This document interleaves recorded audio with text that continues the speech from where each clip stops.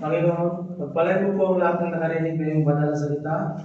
At sa lahat ng mga nabibigatan sa buhay, sa dami ng kanilang mga suliranin, pagsubok at dalahin, tulungan mo po sila na makayanan ang lahat ng mga ito.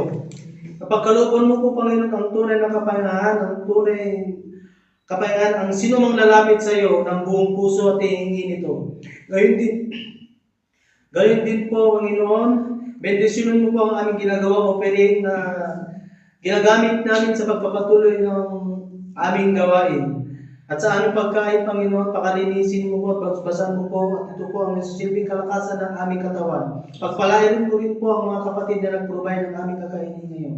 Gabayan mo rin ang bawat isa sa aming pag-uwi sa aming mga bahay at tahanan at sa pagpunta sa mga trabaho.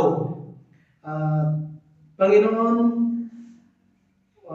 ito po ang aking hiling at dalangin sa pangalan ng aming Panginoong Jesucristo. Amen. Amen.